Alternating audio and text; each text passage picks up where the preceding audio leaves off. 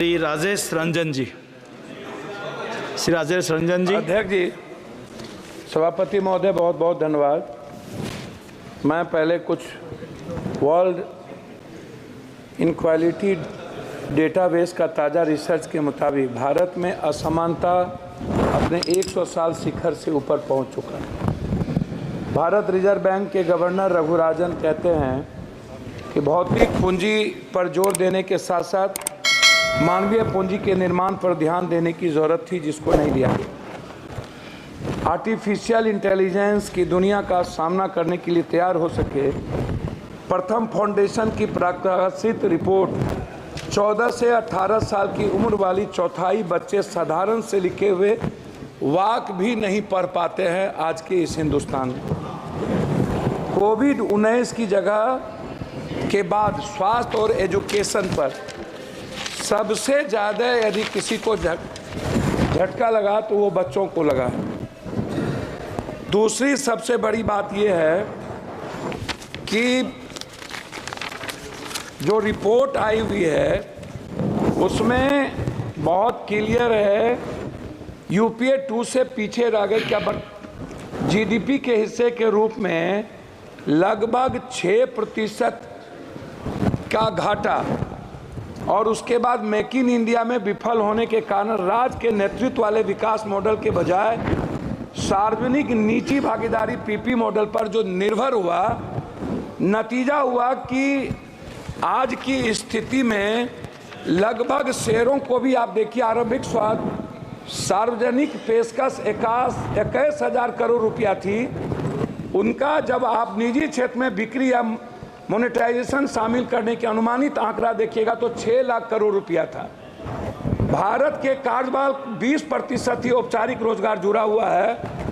अंतर्राष्ट्रीय श्रम संगठन के ताजा आंकड़ों के मुताबिक लगभग 2000 में जहां देश में बेरोजगार में पढ़े लिखे नौजवानों की तादाद 54.2% थी, वो 2022 में बढ़कर 65.7% हो गई।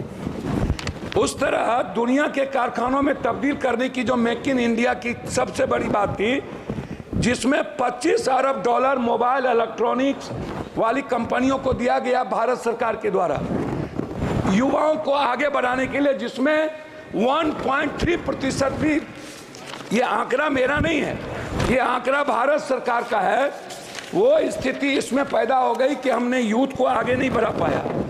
लगभग 40% श्रमिक किसी क्षेत्र में काम करते हैं और केवल 20% ही विनिर्माण नौकरियां या आईटी जैसी व्यावसायिक सेवा में काम करता है।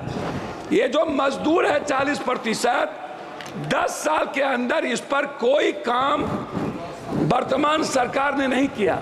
खास तौर पर अनुसूचित जाति एससी, अनुसूचित जनजाति एसटी, पिछड़ा वर्ग ओबीसी आरक्षण के संदर्भ में आप उठा करके देखिएगा, जितनी प्राइवेट नौकरियों की बात आई नियोजित, उस पर कभी भी आज तक सभापति महोदय निजी आरक्षण को लेकर के वर्तमान सरकार 10 सालों में कभी भी किसी भी बजट में प्राइवेट आरक्षण को लेकर एसटी एससी अत्यंत पिछड़े वर्ग के लिए जब आपने सरकारी नौकरी खत्म कर दी, उसी का एक हिस्सा है बजट में जो आया है ओबीसी वर्ग के लिए, जिनकी राह में कठिनाई, छात्रों की pre 210 crore, post matric 10 crore, लगभग 921 करोड़, छात्रवृत्ति नेशनल फेलोशिप 55 करोड़, विदेशी शिक्षा की सब्सिडी स्कीम 25 करोड़ तथा छात्रावास योजना पर 45 करोड़ रुपया के अनुमानित, मतलब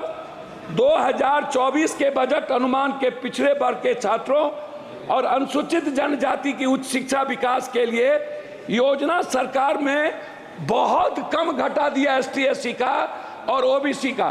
एक तरफ आप अत्यंत पिछड़ा ओबीसी एसटी एससी के आरक्षण को खत्म कर रहे हैं, एक तरफ उनकी इकोनॉमी को खत्म कर रहे हैं। विदेश जो एसटी एससी ओबीसी के बच्चे जा रहे थे उसके लगभग पैसे आपने 3 हिस्सा कम कर दिया।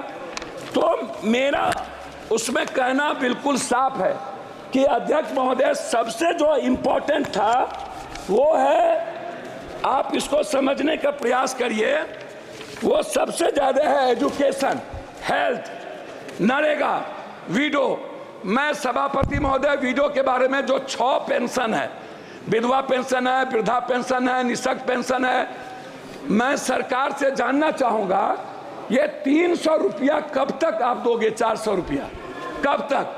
क्या इस पेंशनधारी को 1000 से 2000 रुपया वृद्धा पेंशन को क्या नहीं बढ़ाना चाहिए?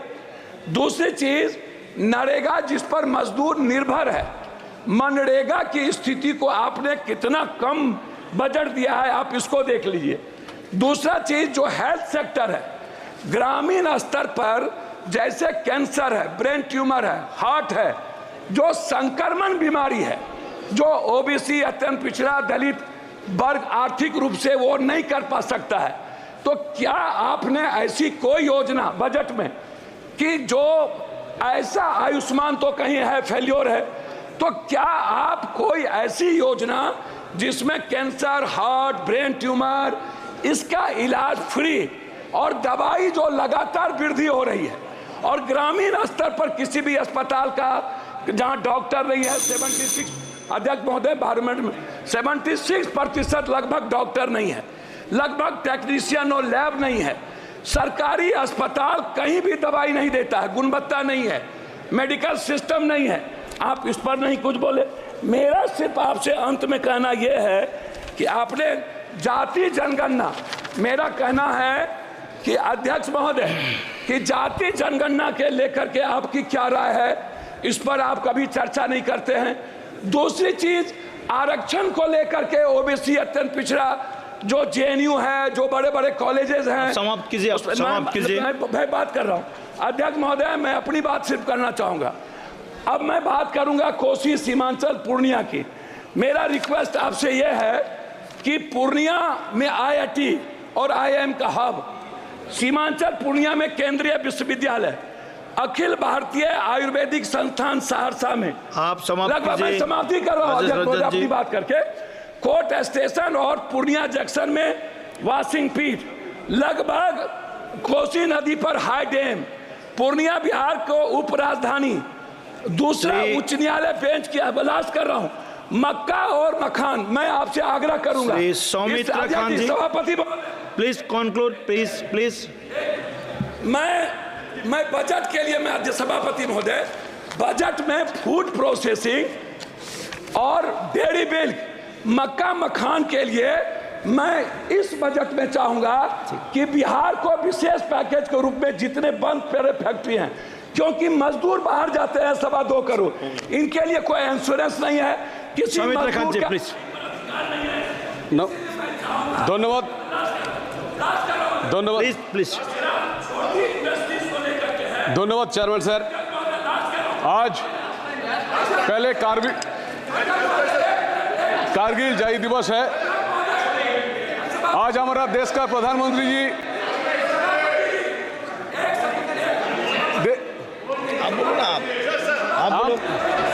पहले धन्यवाद देना चाहता हूं, जहां देश का प्रधानमंत्री जी हमारा 1 सेकंड आप मेरा आग्रह 15 सेकंड में बोले, 15 सेकंड। मेरा आग्रह है अध्यक्ष जी, ये जो आप जैसे आंगनबाड़ी, रसोईया, आज कारगिल जय दिवस, ममता, आशा, नियोजित, संविदा, शिक्षा मित्र, मेरा 2 ही इसमें सबमिशन है। लगातार जैसे अग्निवीर के बारे में ये सवाल उठ रहा है, नियोजित, संविदा, शिक्षा मित्र जो उत्तर प्रदेश में है, इसके खिलाफ ये असमानता है टीचर के प्रति, ये असमानता है एजुकेशन और सम्मानजनक प्रति। Okay, thank you. धन्यवाद सर। आज प्लीज कंक्लूड। कोई चीज आज सौमित्र खान जी प्लीज स्टार्ट। सर धन्यवाद, प्लीज से नमन करता हूँ। दोस्तों, आपको बता दूं कि पप्पू यादव निर्दलीय से सांसद बने थे और लोगों ने भारी संख्या में 2024 में सांसदीय चुनाव में उनको जिताया है, और ये आए दिन सदन में लोगों का मसला उठाते हैं, लोगों के बारे में बात करते हैं, लोगों के दुख दर्द को समझते हैं। और इस मर्तबा उन्होंने नीट का और बेरोज़गारी का मसला उठाया, लोगों के दुख दर्द को समझते हैं, लोगों के बारे में बात करते हैं।